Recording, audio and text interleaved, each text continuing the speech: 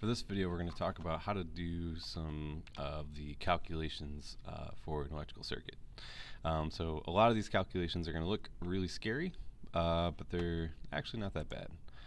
They're pretty straightforward. So let me pull up the other screen here. Oops, not this one. There we go.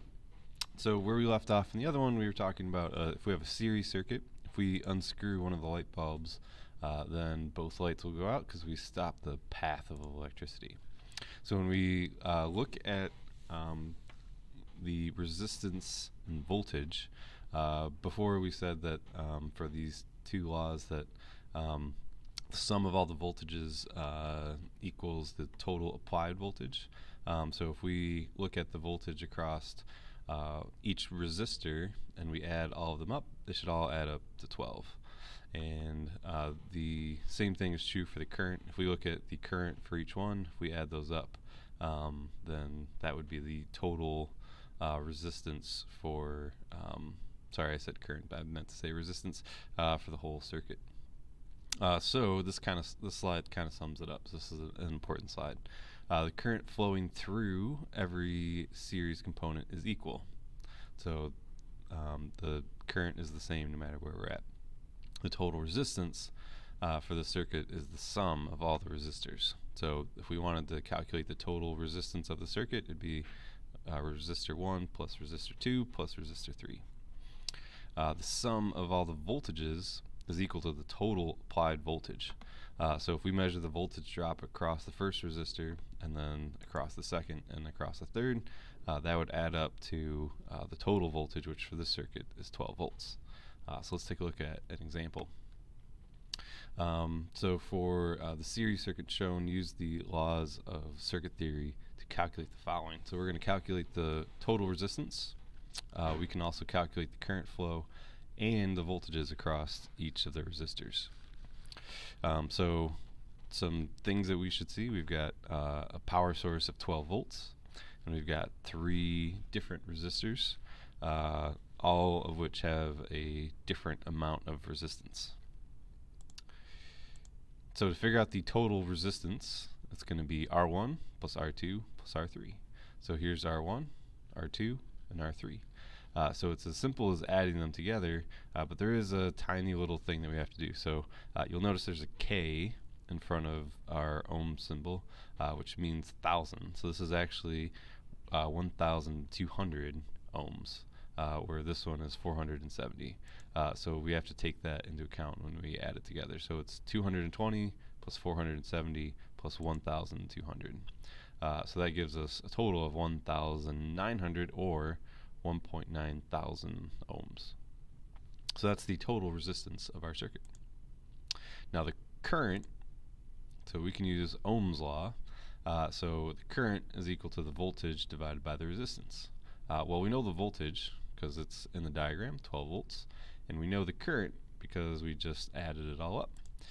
So by taking those two numbers, and this is 1.89 because they rounded in the previous problem, but we take 12 volts divided by 1.9 thousand ohms, and we get 6.3 milliamps. And since this is a series circuit, the current across each of the resistors is all the same. It's 6.3 milliamps. So it's the same here, here, and here. Now the voltage, so the voltage is equal to the current times the resistance. So I know the current because we just calculated that. And then for this particular resistor, it's 220 ohms. So the voltage drop from here to here is 1.397 volts. And then the voltage drop across the second resistor, we would do the same thing. We know the current, we know the resistor, so this is the voltage drop across this resistor, and then for the last one, same information, so this is the voltage drop across the last one. And all the voltages, if we add them together, should add up to 12. So if we take the three numbers we just calculated, add them together, we do indeed get 12. So the voltage drop across each one will add up to our original voltage. Now, this changes a little bit when we have a parallel circuit. So in a parallel circuit, if we take out this light bulb, there's still a path for electrons to get back to our battery. This series, or this part of our circuit goes out, but there's still a path, so this one stays lit. So when we do our calculations, we do it slightly differently. So the voltage, so in a parallel circuit, the voltage across every parallel circuit equals, let me restate that. The voltage across every parallel component is equal. So the voltage across each of these will all be the same. The total resistance is equal to the reciprocal of the sum of the reciprocals. So that was a lot of words, but just mathematically we just have to just arrange it like this. The sum of all the currents in each branch is equal to the total current. So let's look at an example so this can make sense. So in this problem, we're going to find the total resistance, the voltage across each component, the current flowing through each component, and then we'll verify the Kirchhoff's current law. So the total resistance, so the resistors, the total resistance, so just like before, we added them together, but we're going to do the reciprocal of the reciprocals, so we have to set it up like this. So it's going to be 1 over, and then 1 over this, 1 over this, 1 over this. So we have our three resistors. So in our calculator, you would do 1 over 470 and get that number, and then you would do 1 over 2,200 and get that number, and then 1 over 3,300, get that number. We would add all of those numbers together and then take 1 divided by that number. So it looked just like this and like this. There's a button on some calculators where it's you can just take the reciprocal. It's 1 over x usually. So once you get this added together, you can just hit the reciprocal button and it'll spit out this. Or else you just have to remember that number and then do 1 divided by that number. So this is the total resistance. Now for the voltage across each component, since this is a parallel circuit, all the voltages are the same. So we have 15 volts here, so that means this is going to be 15 volts. This is also 15 volts.